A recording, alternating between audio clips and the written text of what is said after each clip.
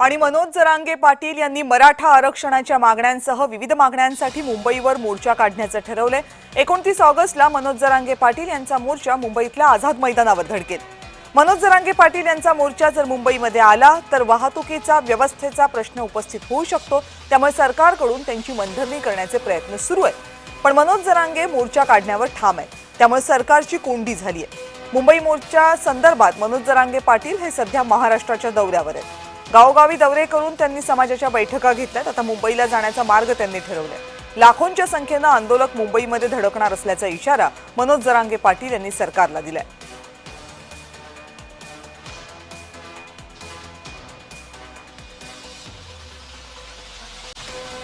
मराठा आरक्षणाच्या मागणीसाठी मनोज जरांगे पाटील हे पुन्हा एकदा आक्रमक झालेत। लोकसभा निवडणुका आणि विधानसभेच्या निवडणुकांअगोदर मनोज जरांगे पाटील यांचं आंदोलन प्रचंड जोरात सुरू होतं। अवघ्या महाराष्ट्रामध्ये या आंदोलनाची धग पाहायला मिळत होती, विशेषतः लोकसभा निवडणुकांच्या अगोदर।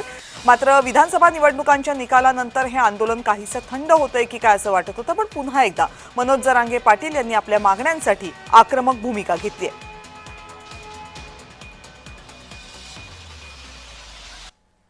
मराठा आरक्षणाची मागणी करणारे मनोज जरांगे पाटील यांच्या प्रमुख मागण्या नेमक्या काय आहेत त्यावर एक नजर टाकूया।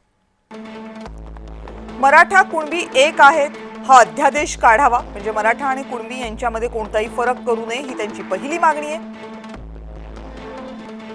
हैदराबाद, बॉम्बे, सातारा ही गॅझेट लागू करा, म्हणजे या गॅझेटमध्ये जी माहिती आहे ती माहिती प्रमाण मानून त्याप्रमाणे निर्णय घ्या। सगळे सोयऱ्यांबाबत अंमलबजावणी करावी अशी एक मागणी मनोज जरांगे पाटील यांनी या अगोदर सुद्धा केली होती, ती त्यांनी पुन्हा केली आहे। आणि आंदोलकांना मराठा आंदोलन जेव्हा सुरू होतं तेव्हा काही ठिकाणी आंदोलकांवर गुन्हे दाखल करण्यात आलेले आहेत, ते गुन्हे मागे घ्यावेत आणि जे आंदोलक या मराठा आरक्षणाच्या लढाईमध्ये मृत झाले त्यांच्या आंदोलकांच्या कुटुंबियांना आर्थिक मदत द्यावी, कुटुंबातील सदस्यांना नोकरी दिली जावी, अशा मागण्या मनोज जरांगे पाटील यांनी केल्या।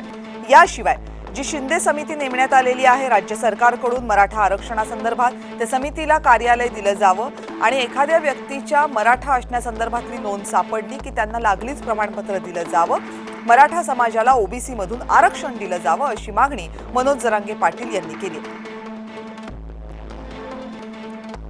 आणि जोपर्यंत आपण आरक्षण घेत नाही तोपर्यंत आपण परतीचा प्रवास करणार नाही असं मनोज जरांगे पाटील यांनी सरकारला सांगितलं।